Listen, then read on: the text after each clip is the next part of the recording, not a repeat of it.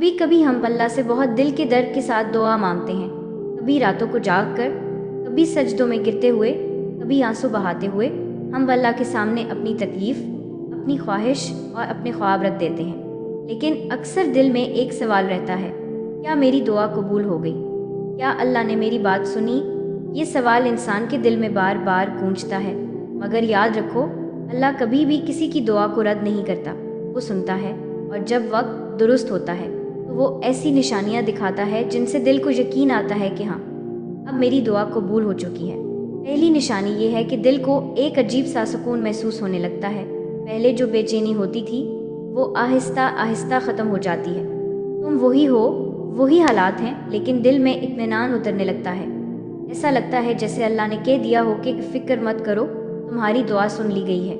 ये सुकून अल्लाह की तरफ से एक ख़ास इशारा होता है कि अब मामला उसके इख्तियार में आ चुका है।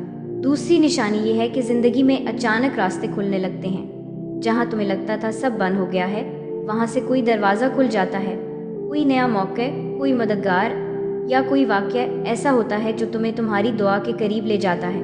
अल्लाह अपने बंदे को वहाँ से नवाजता है जहाँ से बंदा सोच भी नहीं सकता। कभी एक छोटी सी बात, एक मुलाकात या एक फ़ैसला ज़िंदगी का रुख बदल देता है और तुम्हें एहसास होता है कि शायद ये वो लम्हा है जब मेरी दुआ रंग ला रही है। तीसरी निशानी ये है कि तुम्हारे अंदर सब्र पैदा हो जाता है। पहले जो चीज़ तुम्हें बेचैन करती थी उस पर अब तुम सब्र से इंतज़ार करने लगते हो। तुम्हारा दिल कहता है कि अल्लाह मेरे साथ है, बस वक्त आने दो। ये ईमान का वो दर्जा है जो अल्लाह सिर्फ उनको देता है जिनकी दुआएं कबूल होने वाली होती हैं।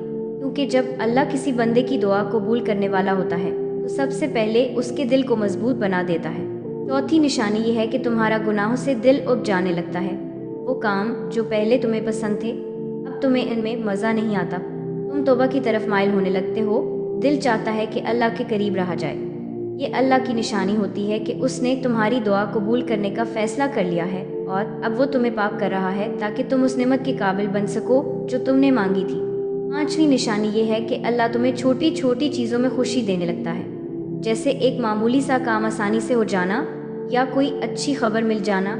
ये सब छोटी खुशियाँ असल में अल्लाह की तरफ से बड़े इनाम की तैयारी होती हैं। अल्लाह बंदे को छोटे इशारों से समझाता है कि वो उसकी सुन रहा है, उस पर मेहरबान है और उसकी दुआ पूरी होने वाली है।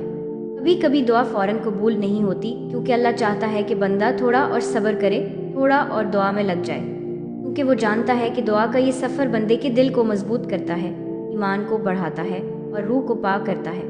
इसलिए जब तुम दुआ मांगो और फिर ये निशानियाँ महसूस होने लगे, दिल का सुकून, रास्तों का खुलना, सब्र का आना, गुनाहों से दूरी और छोटी खुशियों का बढ़ना, तो यकीन कर लो कि तुम्हारी दुआ कबूल होने के करीब है। अल्लाह के फैसले में ताख़ीर होती है, इनकार नहीं। वो कभी तुम्हारी दुआ को भूलता नहीं। कभी वो तुम्हें वही चीज़ देता है जो तुमने मांगी और कभी उससे भी बेहतर, क्योंकि वो जानता है कि तुम्हारे लिए क्या बेहतर है।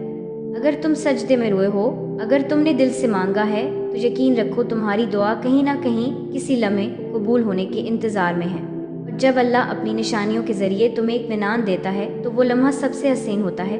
वो लम्हा जब तुम्हारा दिल कहता है अब मैं मुतमईन हूँ क्योंकि मेरा रब सुन रहा है। इसलिए जब तुम ये निशानियाँ देखो तो खुश हो जाओ, दिल में शुक्र अदा करो। अल्लाह के सामने सर झुका कर कहो, या रब, तेरा शुक्र है कि तूने मेरी दुआ सुन ली।